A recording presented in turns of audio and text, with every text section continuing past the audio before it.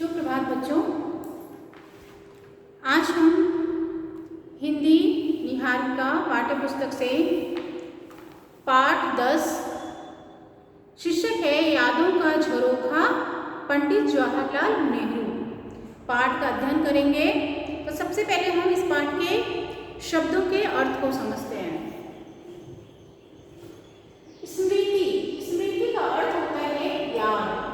कोई चीज जो हमारे मन में होती है, जो पहले कभी बीते हुए पल में कुछ ऐसी घटनाएं होती हैं जो हमारे मन में यादें बन के रह जाती है ना, उसे ही स्मृति कहते हैं। तो स्मृति का अर्थ होता है याद। छात्रावास का अर्थ होता है कॉलेज में रहने का स्थान। हठ, किसी बात पर अड़े रहने की प्रवृत्ति। अनुमति का अर्थ होता है आज्ञा। अनुमति का अर्थ क्या होता है? आज्ञा। मतलब आप कोई काम करने की अनुमति मांग रहे हैं आप किसी से ना, और वो आपको आज्ञा देता है, तब वो काम आप करते हैं, तो उसे ही अनुमति कहते हैं। अनुमति का अर्थ होता है आज्ञा। वार्ता, वार्ता का अर्थ होता है जनश्रुति, है ना। परिधान अर्थात पहनने के वस्त्र। काया, काया का अर्थ होता है देह या शरीर। शाकाहारी, शाकाहारी का अर्थ होता है फल फूल खाने वाला, है ना, हरी साग सब्जियां खाने वाला, अनाज खाने वाला। तो ये जो एक शाकाहारी होता है, एक मांसाहारी। तो मांसाहारी में क्या होता है कि मांस खाने वाले, है ना, मीट मछली अंडे खाने वाले को शाकाहारी कहते हैं, और सॉरी मांसाहारी कहते हैं। और शाकाहारी जिसके अंतर्गत अनाज फल फूल हरी साग सब्जियां आता है। प्रमाण अर्थात यथार्थ। प्रवीणता अर्थात निपुणता। अतिथि अर्थात मेहमान। अतिथि का अर्थ क्या होता है? मेहमान। और तिथि, जिसका कोई आने की तिथि नहीं होती है ना, तो वो कौन है? मेहमान। तो अतिथि का अर्थ क्या होता है? मेहमान। तो चलिए अब हम पाठ को समझते हैं। तो यादों का झरोखा आज हम पढ़ने जा रहे हैं पंडित जवाहरलाल नेहरू। तो इसके लेखक हैं महादेवी वर्मा। महादेवी वर्मा ने ही पंडित जवाहरलाल नेहरू के बारे में लिखा है। अपने स्मृति मतलब संस्मरण है यह पाठ, जो पंडित जवाहरलाल नेहरू के ऊपर लिखा हुआ है। स्मरण का अर्थ संस्मरण का अर्थ होता है, संस्मरण दो शब्दों से बना है, सम जोड़ स्मरण, है ना। इसका अर्थ होता है किसी घटना किसी व्यक्ति या वस्तु का स्मृति के आधार पर कलात्मक वर्णन। तो यहाँ पे महादेवी वर्मा ने पंडित जवाहरलाल नेहरू के बारे में कुछ बातें हमें वर्णन करके बताई हैं। तो सबसे पहले हम पाठ का विषय पढ़ते हैं। पंडित जवाहरलाल नेहरू आजाद भारत देश के प्रथम प्रधानमंत्री थे। वे एक स्वतंत्रता सेनानी भी थे। इस अध्याय में हिंदी की महान लेखिका महादेवी वर्मा ने उनके चरित्र का बड़ा ही अनूठा वर्णन अपने शब्दों में किया है। तो पंडित जवाहरलाल नेहरू जो थे, आजाद देश के मतलब आज़ादी की लड़ाई के लिए बहुत सारे वीरों ने युद्ध किया था, है ना, लड़ाई लड़ा था। तो उनमें से पंडित जवाहरलाल नेहरू भी थे। तो जब देश आज़ाद हुआ तो सबसे पहले प्रधानमंत्री उनको ही बनाया गया। तो इस प्रकार से पंडित जवाहरलाल नेहरू आज़ाद भारत देश के प्रथम प्रधानमंत्री थे और स्वतंत्रता सेनानी भी थे, है ना। तो उन्हीं के बारे में महादेवी वर्मा ने अपने शब्दों में वर्णन किया है। तो पंडित जवाहरलाल नेहरू का जन्म आपको पता है कि 14 नवंबर 1889 में इलाहाबाद में हुआ था, है ना। और 14 नवंबर को हम इनके जन्मदिन के अवसर पर हम बाल दिवस भी मनाते हैं, या आपको ही पता है। तो चलिए इनके बारे में महादेवी वर्मा क्या लिखती हैं पढ़ते हैं। इस सदी के दूसरे दशक की बात है। मैं अपनी बहन के साथ क्राफ्टवेयर गर्ल्स कॉलेज के छात्रावास में आ गई थी।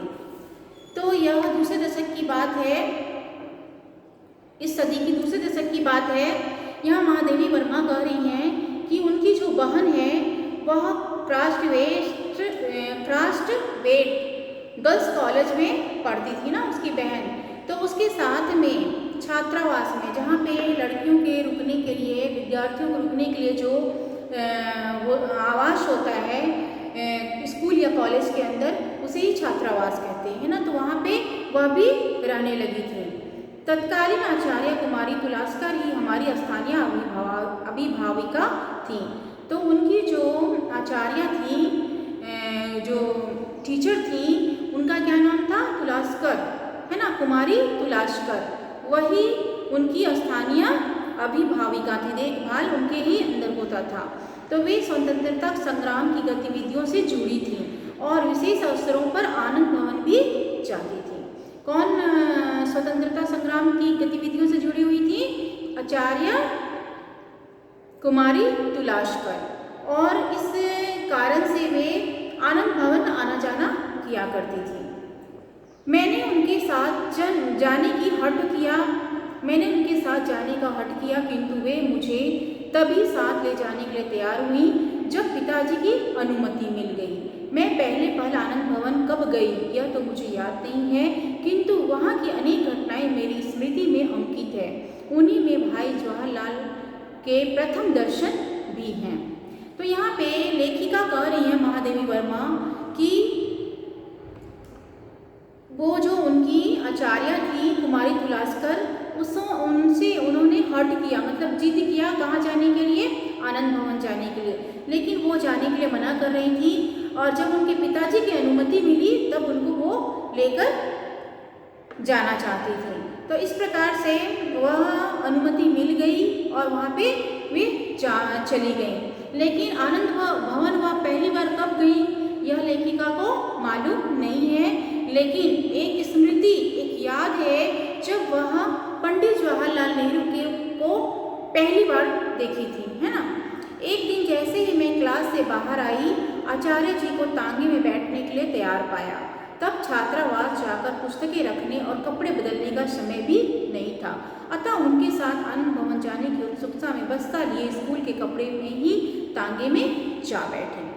तो क्या होता है कि एक दिन जैसे ही वो क्लास से बाहर निकलती है तो आचार्य जी कौन थे उनके? कुमारी तुलास्कर, है ना। तो उनको तांगे में बैठने के लिए वो जाने के लिए तैयार किया आचार्य जी, है ना। और यह देखकर वह भी क्लास से बाहर आ जाती है और उसे इतना भी समय नहीं था कि वह कपड़ा बदल सके और बस्ता भी रख सके, नहीं तो जब तक वो आचार्य जी चली जाएंगी। तो वह उत्सुकता में वह भी साथ में आ गई और उनके साथ आनंद भवन जाने की उत्सुकता में बस्ता लिए स्कूल के कपड़े में तांगे में बैठ गए।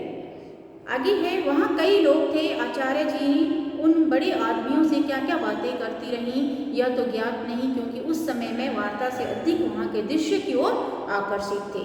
तो जब वहाँ पे आनंद भवन पहुँचती हैं वे, तो वहाँ पे आचार्य जी के साथ में वहाँ पे और भी कई बड़े बड़े लोग थे, है ना। क्योंकि आचार्य जी जो थे वे स्वतंत्रता संग्राम से जुड़े हुए थे और हो सकता है ये बातें चल रही होंगी या कौन सी बातें चल रही थी यह लेखिका को याद नहीं है। तो वहाँ पे बहुत से बड़े बड़े लोग बैठे हुए थे, तो वहाँ पे क्या बातें चल रही थी इसका ध्यान उस पर नहीं था, क्योंकि चूँकि वो पहली बार वहाँ गई हुई थी। तो वहाँ का जो दृश्य था, साज सज्जा था, किस प्रकार का वह भवन बना हुआ था और दूसरी चीज़ों की ओर उसका मन आकर्षित हो रहा था, है ना। उस दिन लौटते समय ना जाने किस जल्दबाजी में मैं बस्ता वहीं छोड़कर बाहर आ गई। बरामदे की सीढ़ियों पर पहुंचते ही पीछे से सुनाई दिया, ये किताबें तुम्हारी हैं? मुड़कर देखते ही मैं जहाँ की तहाँ वहीं खड़ी रह गई। बरामदे में खड़े भाई जवाहरलाल मेरे बस्ते को झुला रहे थे। तो जब वह वापस लौटते हैं तो जल्दबाजी में क्या होता है, उसका बस्ता वहीं छूट जाता है और बरामदे की सीढ़ियों पर जैसे ही वह पहुंचती है तो पीछे से क्या सुनाई पड़ता है कि यह किताबें तुम्हारी हैं। तो वह पीछे मुड़कर देखती है तो जहाँ पे वह खड़ी थी वहीं खड़ी रहती है और पंडित जवाहरलाल नेहरू को देखती है और वह बस्ता को, जो पंडित जवाहरलाल नेहरू है उसके बस्ते को इस तरह से झुला रहे थे कि यह बस्ता तुम्हारा है, इस प्रकार से कह रहे थे। और वह वहीं के वहीं खड़े होकर पंडित जवाहरलाल नेहरू को बस देखती ही जा रही थी। मझला कद, गोरा रंग, स्वच्छ खादी के परिधान में दुबली पतली पर सशक्त काया, चौड़ा उज्ज्वल माथा, लंबा सा चेहरा, सीधी नाक, हंसी से भरे होठों में चमकते दांतों की पंक्ति, काली पुतलियों से युक्त आंखें न बड़ी थी न छोटी, किंतु उनकी दृष्टि में एक विशेषता थी। सामने खड़े व्यक्ति को ऐसा लगता था मानो वे आंखें उसके पार कुछ देख रही हों।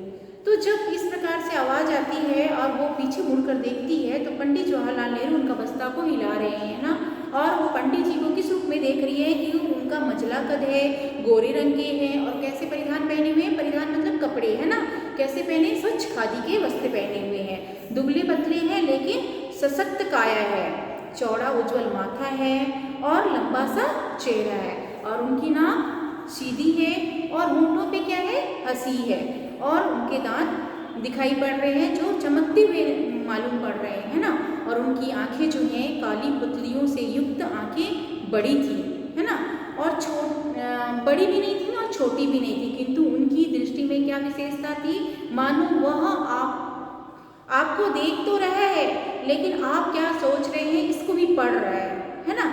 तो इस प्रकार की विशेषता उनकी दृष्टि में उसे महसूस हो रहा था। आगे है, बस्ते का स्वामित्व मैंने सिर हिलाकर स्वीकार किया और उसे लेने के लिए हाथ बढ़ाया। उन्होंने सावधानी से बस्ता मुझे थमाते हुए भ्रिकुटियों पर बल देकर कहा, क्या बात है, किताबें फेंकती घूमती हो, पढ़ती क्या खाक होगी।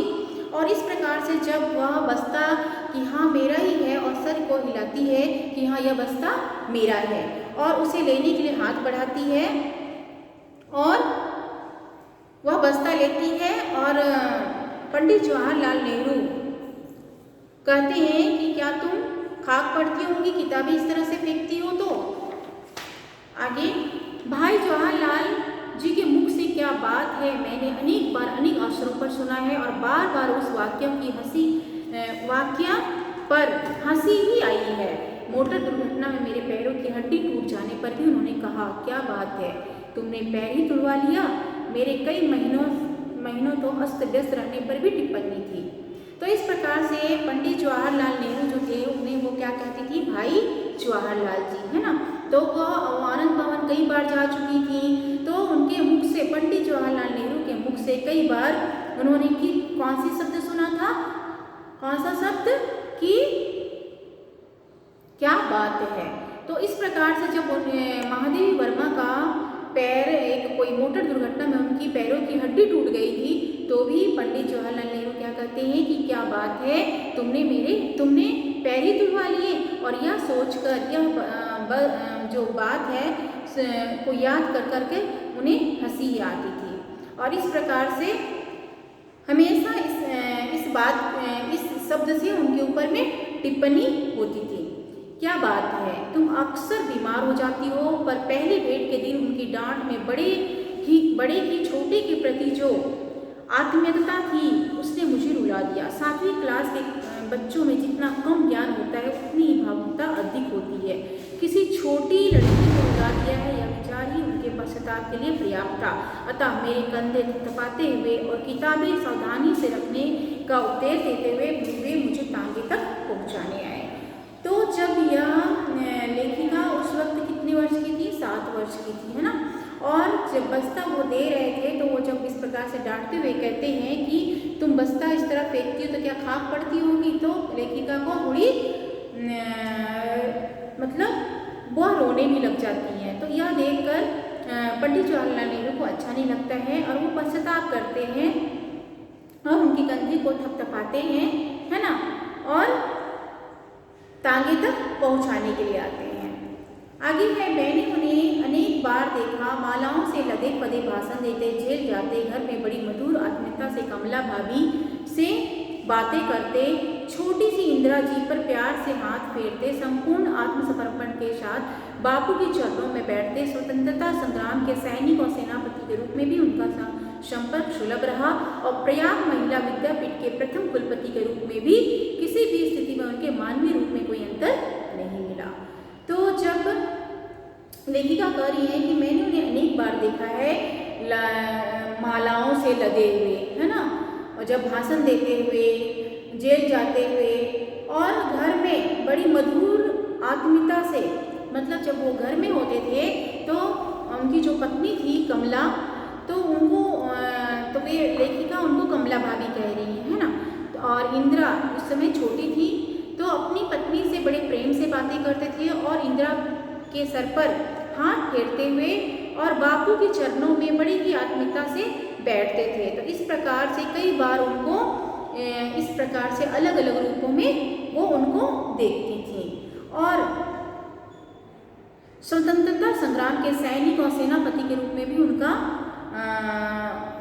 अभिवादन हुआ और प्रयाग महिला विद्यापीठ के प्रथम कुलपति के रूप में भी वे किसी भी स्थिति में प्रथम कुलपति के रूप में वे वहाँ पे सुशोभित थे, है ना। अत्यधिक शासकीय व्यवस्था में भी उनका स्नेह भरा मानवीय रूप अछूत ही रहा। यहाँ पे लेखिका कह रही हैं कि बहुत व्यस्त थे, लेकिन उनका जो स्नेह था, है ना, उनका जो प्रेम था हमेशा बना हुआ रहता था, है ना। उनके प्रधानमंत्री होने के उपरांत मुझे एक विशेष काम के लिए दिल्ली जाना पड़ा। मैंने सोचा कि जवाहर भाई से भी मिल लूँ। तो एक बार क्या हुआ कि जब प्रधानमंत्री बनते हैं, उनके स्वतंत्रता संग्राम के बाद जब हमारे देश को आज़ादी मिली, तो प्रथम प्रधानमंत्री, है ना, पंडित जवाहरलाल नेहरू बने। तो उनके बनने के बाद में महादेवी वर्मा को कोई विशेष काम से दिल्ली जाना पड़ गया और दिल्ली जा रही थी। तो उन्होंने सोचा कि मैं वहाँ पे जवाहर भाई से, मतलब पंडित जवाहरलाल नेहरू से भी मिल लूँगी। और इस प्रकार से प्रधानमंत्री से मिलने का समय निश्चित करने का अवकाश नहीं था। ऐसे ही प्रभात बेला में उनके विशाल भवन पर उपस्थित हुई उनके निजी सचिव ने कहा, समय पूर्व निश्चित किए बिना भेंट होना संभव नहीं, यहाँ तो लोग 10-10 दिन प्रतीक्षा में खड़े रहते। सुनते ही मेरा मन विद्रोह कर उठा।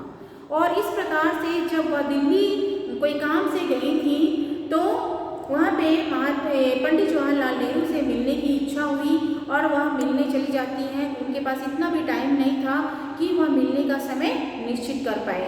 और सुबह की बेला में ही वह उस भवन में पहुँच जाती हैं और उनके जो पंडित जवाहरलाल नेहरू के जो निजी सचिव थे, उनसे कहती हैं कि वहाँ पे आप जाके कहिए कि महादेवी वर्मा आई हैं। तो जो उनके निजी सचिव थे वे कहते हैं कि समय निश्चित किए बिना उनसे भेंट होना संभव नहीं है, यहाँ तो लोग 10-10 दिनों से यहाँ प्रतीक्षा में खड़े रहते हैं उनसे मिलने के लिए। तो जब यह बात वो सुनती हैं तो वह गुस्सा जाती है ना, और उस बात का विद्रोह कर उठती हैं। कहा, वह प्रधानमंत्री की व्यवस्था का प्रमाण हो सकता है, परंतु जो 10-10 दिन पड़े रहते हैं उनके निठल्ले का तो निश्चित प्रमाण ही है ही। आप जाकर उन्हें सूचना देने का कष्ट करें कि प्रयाग से महादेवी आई हैं और उन्हें आज ही जाना है। उनसे मिलने की प्रतीक्षा में जीवन के 10 दिन होने की स्थिति में नहीं हूँ। तो इस प्रकार से वे कहती हैं, इस सचिव के निजी सचिव पंडित जवाहरलाल नेहरू के जो निजी सचिव थे उनकी बात सुनकर वे गुस्सा उठती हैं, उसकी बातों को विद्रोह करती हैं, कहती हैं कि कहिए प्रधानमंत्री से, आपके प्रधानमंत्री जरूर व्यस्त होंगे, या उसका 10-10 दिन अगर कोई उसकी प्रतीक्षा कर रहा है, इसका मतलब प्रधानमंत्री बहुत ही व्यस्त हैं। यह व्यस्तता उनकी प्रमाणता बता रही है। लेकिन जो यहाँ पे 10-10 दिन तक जो व्यक्ति बैठे हुए वे निठल्ले हैं, इसकी भी प्रमाणता यह सिद्ध कर रही है। और आप जाकर सूचना दीजिए कि महादेवी वर्मा आई हुई है, उन्हें आज ही जाना है और मैं प्रतीक्षा करने के स्थिति में नहीं हूँ। मेरा संदेश किस रूप में पहुंचा यह पता नहीं, किंतु जल्दी ही भाई जवाहरलाल तेजी के साथ जीने से उतरते दिखाई पड़े और मेरा हाथ पकड़कर एक प्रकार से खींचते ऊपर की मंजिल में ले आए। और जैसे ही उनको सूचना मिला कि महादेवी वर्मा आई हैं, तो पंडित जवाहरलाल नेहरू तुरंत आते हैं और उनका हाथ पकड़कर ऊपर वापस कमरे में लेकर जाते हैं। यहाँ बैठो, तुम्हारे लिए कॉफ़ी आती है, इलाहाबाद के हाल चाल बताओ। वे इस प्रकार बात कहते गए कि मुझे ना रूठने की याद रही, ना शिकायत करने की। कार्य व्यस्त रहने पर भी दूसरों के विश्वास और सुविधा की चिंता करना वे शायद ही भूलते थे। तो इस प्रकार से जब उनका संदेश पहुंचता है और महादेवी वर्मा को लेकर ऊपर कमरे में जाते हैं, तो जैसे ही वहाँ पे कमरे में पहुँचते हैं, उनके लिए कहते हैं कि यह कॉफ़ी है, बैठो तुम यहाँ पे, तुम्हारे लिए कॉफ़ी मंगाता हूँ और हाल चाल बताओ, इलाहाबाद का क्या समाचार है। इस प्रकार से अपनी बातों में ही वो उलझ जाते हैं और महादेवी वर्मा को इतना भी टाइम नहीं देते हैं कि महादेवी वर्मा को याद ही नहीं रहता है कि मैं इनसे रूठूं, कि कोई शिकायत करूं या कुछ और दूसरी बातें करूं। तो इस प्रकार से महादेवी वर्मा कह रही हैं कि पंडित जवाहरलाल नेहरू कितने व्यस्त हैं, लेकिन फिर भी दूसरों के विश्वास और सुविधा की चिंता हमेशा उनको बनी रहती थी। मेरी स्मृति में एक घटना प्रत्यक्ष हो जाती है। एक बार जब दद्दा मैथिली शरण और मैं उनसे मिलने गए, तब उन्होंने सहज आत्मीयता से मुझे रात में अपने साथ भोजन करने का निमंत्रण दे डाला। तो यहाँ पे महादेवी वर्मा को एक बात याद आती है, कोई स्मृति याद आ जाती है, एक घटना याद आ जाती है। कहती हैं कि जब मैं एक बार दद्दा कौन, मैथिली शरण गुप्त है ना, ये भी कवि हैं। तो इस प्रकार से मैथिली शरण गुप्त को वो दद्दा करके पुकारती थी और कह रही हैं कि जब मैं दद्दा मैथिली शरण के साथ में उनसे मिलने गए, तब उन्होंने सहज आत्मीयता से मुझे रात में अपने यहाँ भोजन करने का निमंत्रण दे डाला था। और दद्दा विनोदी भाव से बोल उठे, विनोदी भाव मतलब मजाकिए भाव से, है ना, बोल उठे, अवश्य पंडित जी, महादेवी की इस बार शुद्धि कर डालिए, हम तो किसी प्रकार बच ही गए हैं, यहाँ ना बच पाए।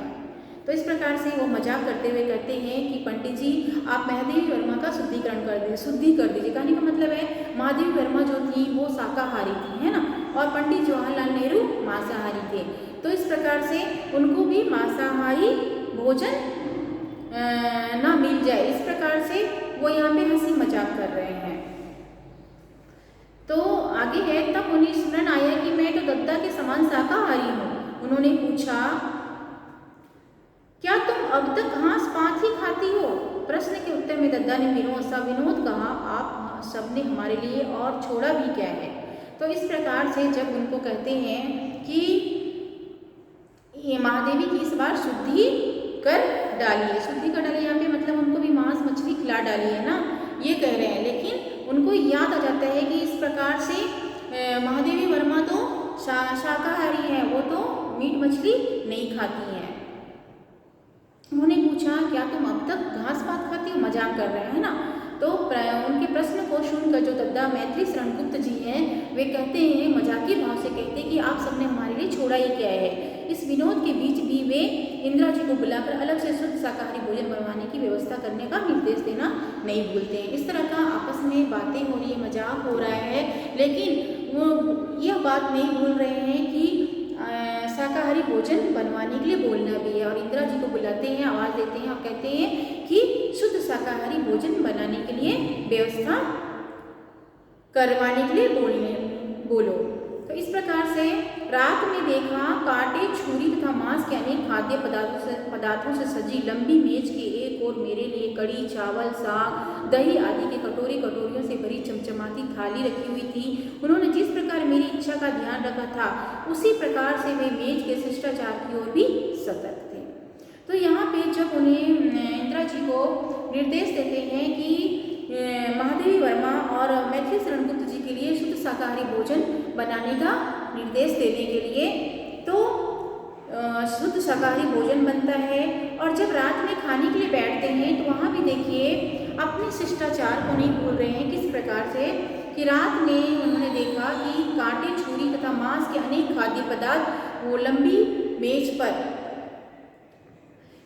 सजी हुई है ना, और वहाँ पर महादेवी वर्मा के लिए कड़ी, चावल, साग और दही और कटोरियों से चमचमाती थाली रखी हुई है। और इस प्रकार से उन्होंने उनकी इच्छा का ध्यान रखा था। उन्होंने हंसते हुए मेरी थाली अपने पास रखवाई और अत्यंत आत्मीयता से मुझे कहा। तो जब टेबल पे खाना रखा हुआ था तो एक और शाकाहारी रखा हुआ था और एक और मांसाहारी। लेकिन पंडित जवाहरलाल नेहरू ने महादेवी वर्मा बैठी हुई थी तो उनकी थाली अपने पास रखवाते हैं, है ना। और उन्होंने अत्यंत आत्मीयता मतलब अपने बड़े ही अपनापन से कहा कि जो तुम नहीं खाती हो उसे दूसरों को खाते देख नाक मत चढ़ाना। अच्छा, आम काटने की कला में उन्हें विशेष प्रवीणता प्राप्त थी, जिसका प्रदर्शन कर वे अपने अतिथियों को विस्मित कर देते थे। चाकू से कलमी आम को एक ओर से चीर कर बड़ी सफाई से उसकी गुठली बाहर निकाल देते थे और आम साबुत सा दिखाई देता था। तो इस प्रकार से जब में टेबल पे बैठे हुए खाने के लिए तीनों पंडित जवाहरलाल नेहरू और मैथिली शरण गुप्त जी और महादेवी वर्मा, तो एक और मांसाहारी भोजन रखा हुआ है, एक और शाकाहारी रखा हुआ है, चमचमाते बर्तन, थालियाँ, कटोरियाँ रखी हुई है ना।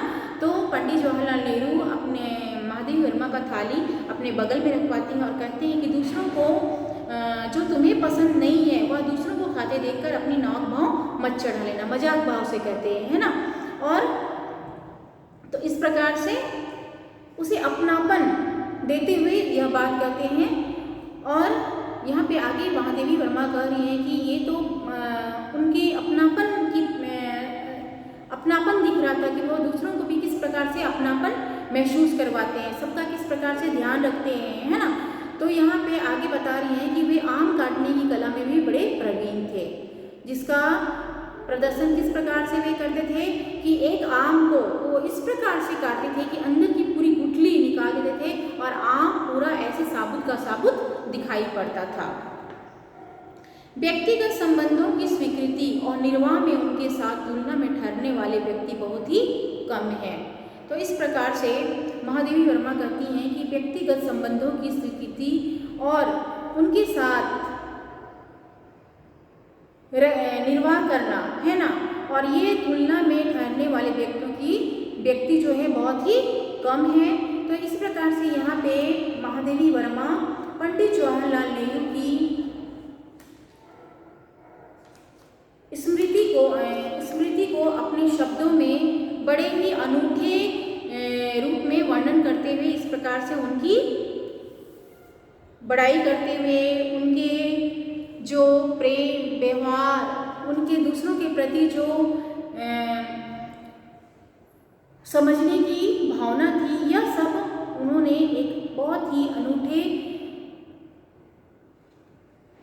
शब्दों में वर्णन किया है। तो इस प्रकार से यादों का झरोखा पंडित जवाहरलाल नेहरू पाठ कंप्लीट होता है। इसके लेखिका हैं महादेवी वर्मा। धन्यवाद।